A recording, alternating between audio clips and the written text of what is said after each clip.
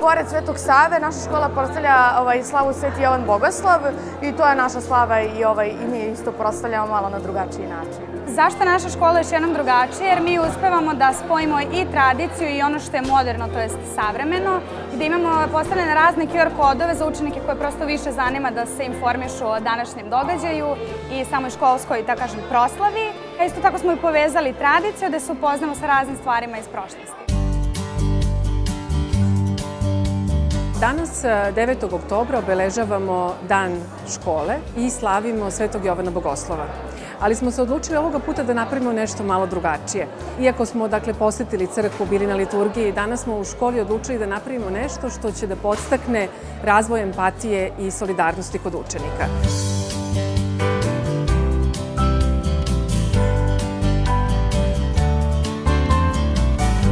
Ono što smo uradili ovoga puta jeste da smo napravili nekakav miks različitih stvari gde imamo punktove koji su posvećeni Svetom Jovanu Bogoslovu koji je zapravo naš dan škole, ali akcenat smo stavili na svim stvarima koje je ova škola uspešno uradila prethodne godine, od interdisciplinarnih projekata do uspeha naših učenika.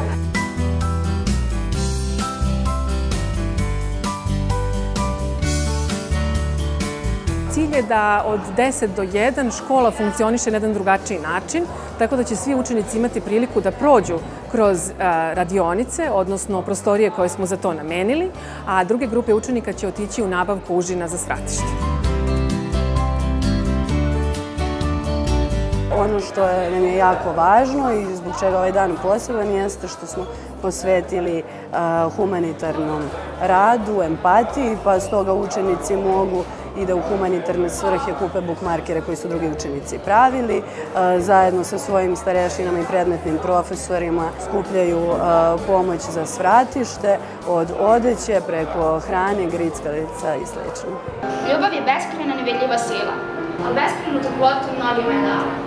Nekad neizgovorena, ali puna reči. Ljubav je niko ne prkosi i ne sme da je spreči.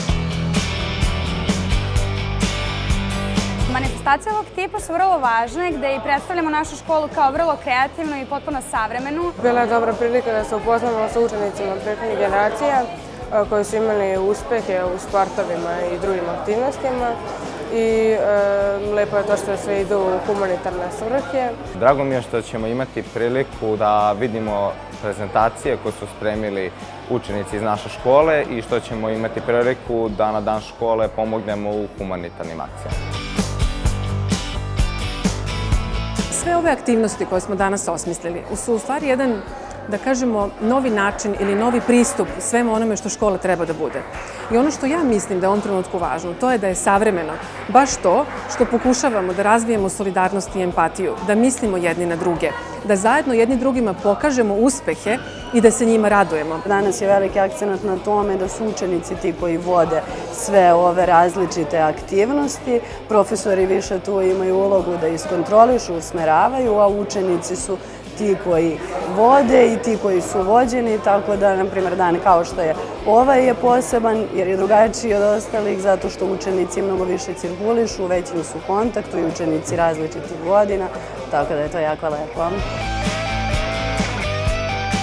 Imamo prilike da svako učestvuje zajedno i da pravimo neke radionice i da jednostavno se upoznajemo. Sad, na primjer, upoznajem decu iz prve godine koje nisam znala. I jednostavno je drugačije zato što nikad nisam videla ovako da se proslavlja dan škole. I u ovom trenutku to zajedništvo koje se u stvari postiže među učenicima i nastavnicima na jedan drugačiji način, iz drugog ugla, kroz aktivnosti koje nisu standardni časovi, mislim da će doprineti jednom duhu škole i da će na taj način upravo i da se osmisli to šta je u stvari školska slava. A upravo slavljenje sveca kroz sve ove aktivnosti daje potpuni smisao celom događaju.